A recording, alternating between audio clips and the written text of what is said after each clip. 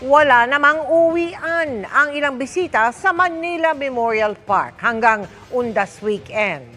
Doon ay dinadalaw rin ang himlayan ng mga personalidad kabilang ang sa mga Aquino na pinadalhan ng bulaklak ng Pangulo. Mula sa Parañaque, nakatutok live si Jonathan Anda. Jonathan?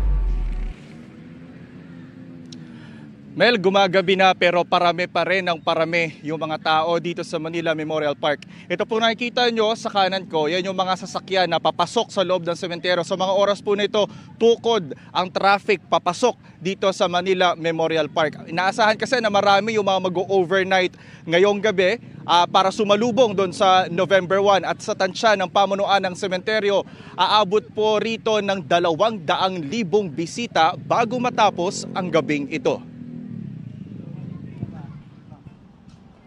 2 nights and 3 days magka-camping dito sa Manila Memorial Park ang pamilya ni Aida Estrada. Kumpleto ang kanilang gamit mula sa malaking tolda, camping tent na tulugan, dining table at chiller. Ano laman ito? Yung mga marinated, ready yung mga to marinated, cook. Ice candy. Grabe, parang dala niyo yung buong kitchen nyo dito sa dahil. May sibuyas, may bawang. Short off. Tradisyon na ito ng pamilya tuwing undas. Tonight, we're having Mexican taco and then tortillas, burrito. Kasi they cannot go sa lugar na yan, so you bring the food to them to share. Sina Ramon naman na kagabi pa nag-overnight dito, may dalang power supply at rechargeable na bumbilya para sa pamorning ang dalaw. Hindi ka naman makakatulog eh.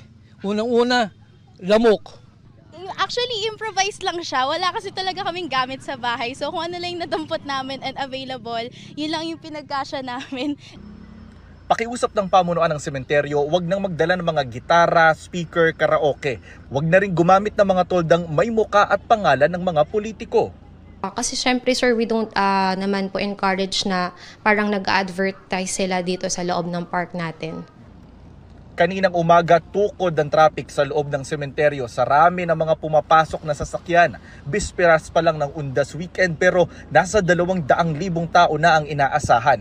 Inaasahang aabot pa yan sa 800,000 hanggang sa November 2. Dinadalaw rin dito ang himlaya ng mga personalidad tulad ni na dating Senador Ninoy Aquino, asawa niyang si dating Pangulong Corazon Aquino at anak nilang si dating Pangulong Noynoy Aquino. Pinadalhan sila ng bulaklak ni Pangulong Bongbong Marcos at ng Manila City Hall. Binisita rin ng kanyang mga tagahanga ang puntod ng aktor na si Rico Yan. Fan niya ako. Nagbabaka sakali ako baka nandito rin si Clau. Charot.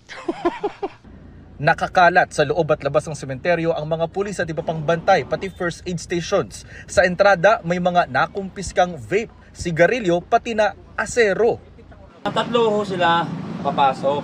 Nung chinik na namin yung bag, yung isa tumalikod. Sabay may binunot dun sa bag. Sabi ko, ano yan? Sabi niya, sir, cellphone to. Sabi ko, anong cellphone? Kinapkapan ko ngayon pagkakita ko yung itchakorno.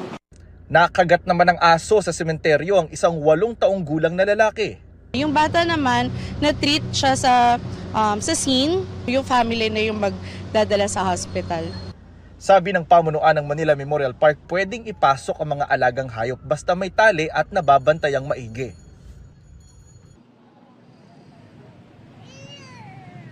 Mel, simula ngayon hanggang sa November 2, 24 oras ng bukas itong Manila Memorial Park. Yan muna ang latest mula rito sa Parañaque City. Balik sa iyo, Mel. Maraming salamat sa iyo, Jonathan Andal.